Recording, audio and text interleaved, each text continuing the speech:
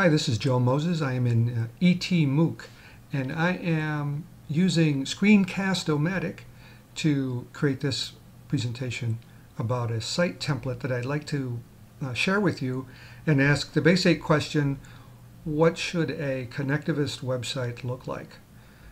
The purpose of Odyssey 2 here on the screen is to provide support to honors thesis writers. They spend about 18 months on their projects, and only about 16 weeks out of those 18 months are they in a class where they receive support from a faculty instructor. Otherwise, they're on their own, and they can also touch base with a faculty supervisor.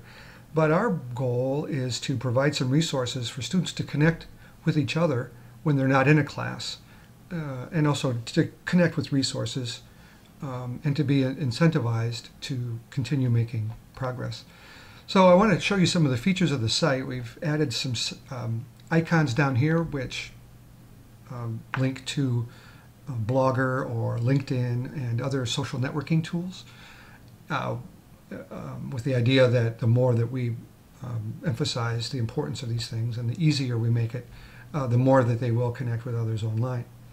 We embedded a Google Calendar and some Google documents, and then students are able to embed a favorite blog here right on their homepage. We've created a Google Plus community over here, and that takes us to the Carlson School Thesis Writers forum here.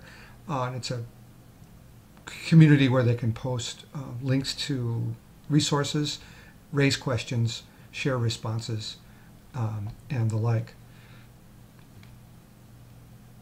Focusing for a second on these two pieces right here, these are just charts that display information that students put into their Google spreadsheet. And the Google spreadsheet tracks their start and end dates on the steps that they take throughout the thesis writing process.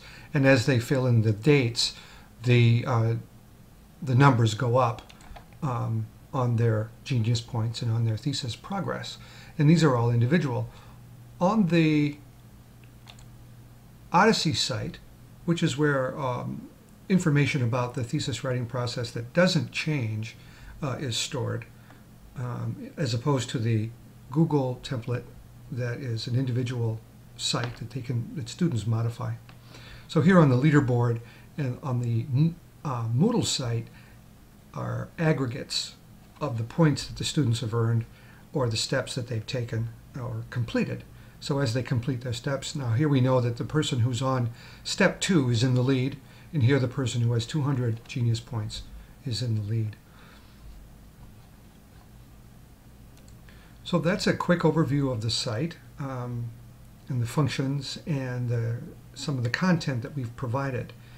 And if you have suggestions for what kinds of functions or content a site like this might have, I'd certainly welcome those, and we can share those with the ET MOOC group.